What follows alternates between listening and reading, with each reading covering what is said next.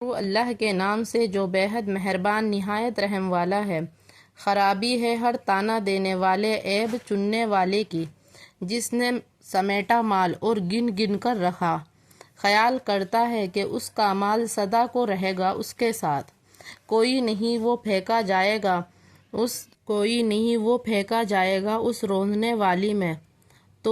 اور تو کیا سمجھا کون ہے وہ روندنے والی؟ ایک آگ ہے اللہ کی سلگائی ہوئی، وہ جھانک لیتی ہے دل کو، ان کو اس میں موند دیا ہے لمبے لمبے ستونوں میں۔ بڑی خرابی ہے ہر ایسے شخص کے لیے جو اسے پست عیب نکالنے والا ہو اور رو در رو طعنہ دینے والا ہو، جو بہت حرص کی وجہ سے مال جمع کرتا ہو اور اس کی محبت اور اس پر فخر کے سبب اس کو بار بار گنتا ہو۔ اس کے برتاؤ سے معلوم ہوتا ہے کہ گویا وہ خیال کر رہا ہے کہ اس کا مال اس کے پاس سدا رہے گا، یعنی مال کی محبت میں ایسا انہماک رکھتا ہو جیسے وہ اس کا معتقد ہے کہ وہ خود بھی ہمیشہ زندہ رہے گا اور اس کا مال بھی ہمیشہ یوں ہی رہے گا، حالانکہ یہ مال اس کے پاس ہرگز نہیں رہے گا۔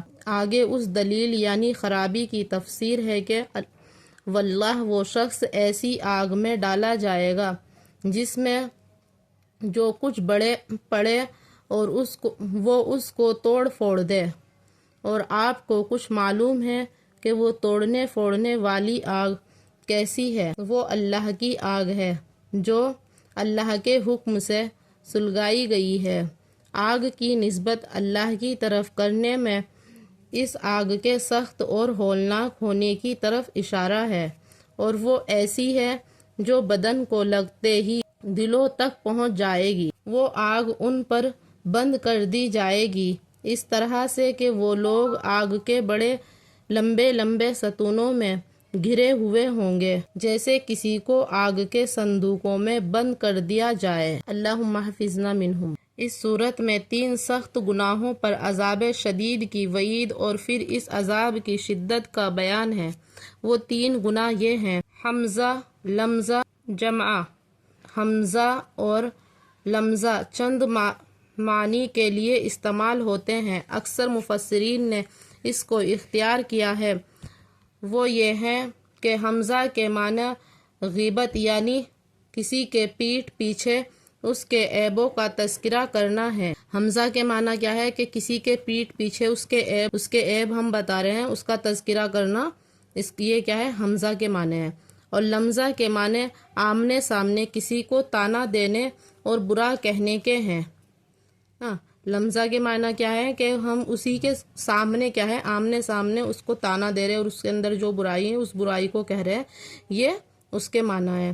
یہ دونوں ہی چیزیں سخت گناہ ہیں، یہ دونوں ہی بات، غیبت کرنا اور اس کے سامنے ہی اس کی برائیوں کو گنانا، یہ دونوں ہی چیزیں کیا ہیں؟ سخت گناہ ہیں۔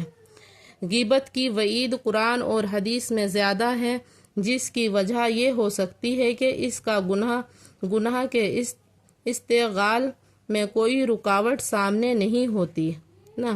غیبت کی کیا ہے؟ وعید قرآن اور حدیث میں زیادہ آئی ہے، کیونکہ جس کی ہم غیبت کر رہے ہیں وہ ہمارے سامنے نہیں ہے، تو اس لیے غیبت کی وعید کیا ہے؟ قرآن اور حدیث میں زیادہ آئی ہے۔ جو غیبت میں کیا ہے؟ مشغول ہوتا ہے، غیبت زیادہ کرتا ہے، تو وہ اس میں کیا ہے؟ بڑھتا چڑھتا ہی اس کی غیبت کرتے رہتا ہے۔ اس لیے گناہ بڑے سے بڑا اور زیادہ سے زیادہ ہو جاتا ہے نا۔ جب ہم کسی کی غیبت کرتے ہیں، ہم نے اس کی ایک غیبت کی، پھر دوسری بھی کر رہے ہیں، پھر تیسری بھی کیا ہے؟ اس لیے ہمارے گناہ کیا ہے؟ بڑھتے ہی جاتے ہیں، زیادہ سے زیادہ بڑھتے ہیں۔ اور غیبت کرنے کی وعید کیا ہے؟ قرآن اور حدیث میں سخت ہے، یہ بہت بڑا گناہ ہے۔ باخلاف آمنے سامنے کہنے کے کہ وہاں دوسرا بھی معافیت کے لیے تیار ہوتا ہے، اس لیے گناہ میں امتداد نہیں ہوتا۔ اس کے علاوہ کسی کے پیچھے کسی کے عیبوں کا تذکرہ اس لیے بھی بڑا ظلم ہے کہ اس کو خبر بھی نہیں کہ مجھ پر کیا الزام لگایا جا رہا ہے کہ اپنی صفائی پیش کر سکے نا۔ کیا ہے؟ آمنے سامنے جس کی ہم برائی کر رہے ہیں تو وہ ہمیں کہہ بھی سکتا ہے کہ نہیں میرے اندر یہ برائی نہیں ہے، لیکن جس کے پیچھے ہم جس کی غیبت کر رہے ہیں وہ تو ہمارے سامنے موجود ہی نہیں ہے، تو وہ بتا بھی نہیں سکتا، تو اس لیے ہم اس کی غیبت کر رہے ہیں، اس کی برائیاں گنوا رہے ہیں، تو وہ ہمیں کہہ بھی نہیں سکتا کہ میرے اندر یہ برائی نہیں ہے، نہیں یہ بات میں نے نہیں کہی تھی، تو اس لیے ہمیں کیا ہے، غیبت کرنے کا سخت گناہ ہے، اور ایک حیثیت سے لمزہ زیادہ شدید ہے، کسی کے روبرو اس کو برا کہنا اس کی توہین و تذلیل بھی ہے، اور اس کی ایذا بھی اشد ہے، اسی اعتبار سے اس کا عذاب بھی اشد ہے۔ حدیث میں رسول اللہ صلی اللہ علیہ وسلم نے فرمایا، یعنی اللہ کے بندوں میں بدترین وہ لوگ ہیں جو چغل خوری کرتے ہیں اور دوستوں کے درمیان فساد ڈالتے ہیں اور بے گناہ لوگوں کے عیب تلاش کرتے رہتے ہیں۔ تیسری خصلت جس پر عذاب کی وعید اس صورت میں آئی ہے وہ مال کی حرص اور محبت ہے۔